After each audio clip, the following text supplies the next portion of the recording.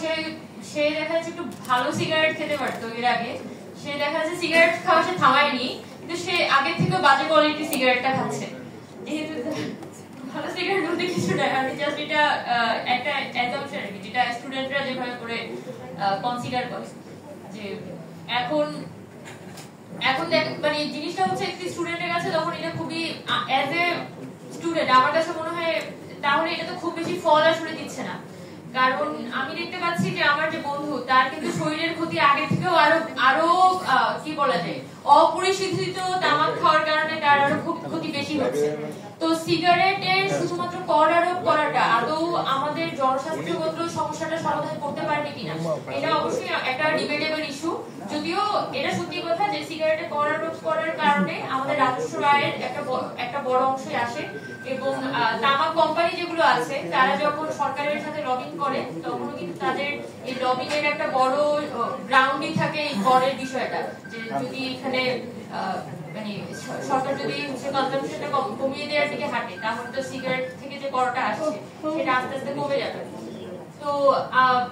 মানে এখানে আমার খুব বেশি কিছু বলার নেই, শুধু আমার অ্যাজ এ স্টুডেন্ট কিছু ইনসাইট করতে দেওয়ার ছিল যে আমি যখন আমার ফ্রেন্ডকে দেখছি যে আসলে কর আরোপ করার ফলে সে ঠিকই 10 টাকায় অন্য কোনো সিগারেট খাচ্ছে, যে সিগারেটটা হয়তো আগে 5 টাকায় পাওয়া যেত, কর আরোপ করার কারণে দাম বেড়ে বেড়ে ওইটা 10 টাকা হয়েছে, এবং ওইটা আরো বেশি আনফিল্টার্ড এবং ওই সিগারেটটার কোয়ালিটি আরো খারাপ। সো তখন আমার মনে হয় যে এই কর আরোপ করার ফলে তার তো কনজাম্পশনটা কমে নাই। তো নিশ্চয়ই এখানে আরো অনেক পদ্ধতি আছে, যেটা লাস্ট যখন তামাক নিয়ন্ত্রণ আইন নিয়ে কথা হচ্ছিল তখন কিন্তু সিগারেটের কনজাম্পশন কমানোর ব্যাপারে কথা হয়েছিল মূলত, এবং মানে অনেকগুলো পদ্ধতি নিয়ে আমাদের কথা হচ্ছিল যে প্যাকেট সিগারেট বিক্রি করা, ক্যাম্পাস এরিয়াগুলোর আশপাশে যাতে হচ্ছে সিগারেট বিক্রি করতে না পারে এই ধরনের ব্যবস্থাপনা রাখা, তারপর আপনার তারপর দেখা যাচ্ছে আর আমার সবকিছু মনে নেই, বাট ওখানে 5-6টার মতো পয়েন্ট ছিল যেগুলো আমাদের কাছে মনে হয়েছিল খুবই ফিজিবল, বাট এখনো পর্যন্ত আমরা সরকারের পক্ষ থেকে তো ওই ধরনের কোনো কার্যকারিতা দেখিনি। তো আমরা শুধু একটা আবার তামাক কোম্পানির যে লবিং গুলা এটাও আসলে এত কি বলা যায় মানে এত জটিল করে ফেলে পুরো পরিস্থিতিটা। দেখা যায় সরকার একই সাথে তারা তামাক বিরোধী যে ক্যাম্পেইন থাকে সেটাকেও এন্ডোর্স করে, আবার তামাকের এন্ডোর্সমেন্টও করে, মানে একই সাথে তারা সবকিছুর এন্ডোর্সমেন্ট করে, যার ফলে দেখা যায় যে যারা অ্যাকচুয়ালি তামাক নিয়ে কাজ করতে যায় তাদের কাজটাকে তারা এই তামাক কোম্পানিগুলো আরো জটিল করে ফেলে। তো এই জায়গা থেকে হয়তো বর্তমান সরকারের একটা সুযোগ আছে যে মানে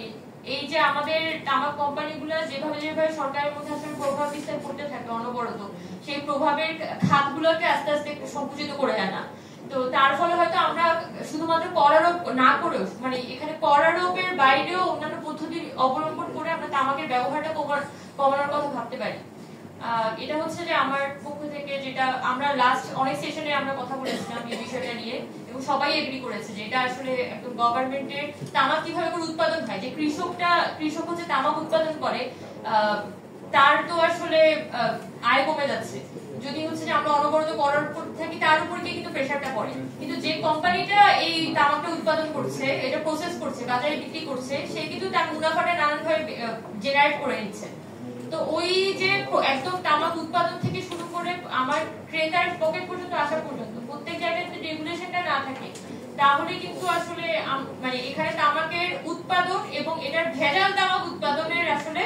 সোর্সগুলো আমরা বন্ধ করতে পারবো না। এবং এখানে যেটা নাজিম ভাই একটু আগে দেখিয়েছেন যে জনস্বাস্থ্যের আমাদের সরকারের যে খরচ সেটা 75% বেড়ে যায় শুধুমাত্র তামাক নিয়ন্ত্রণ করতে না পারার কারণে। তো এই শুধুমাত্র কর আরোপ দিয়ে আসলে জনস্বাস্থ্যের সমস্যাটা সমাধান করা সম্ভব এটা আমার কাছে মনে হয় না, বিকজ রেগুলেশনটা আসলে প্রতিটা সেক্টরে দরকার, এটার ফলেই শুধুমাত্র আমরা জনস্বাস্থ্যগত সমস্যাটা সমাধান করতে পারবো। তো অ্যাজ এ স্টুডেন্ট আমার মনে হয়েছে যে এই ইনসাইট গুলো হয়তো আমি দিতে পারতাম।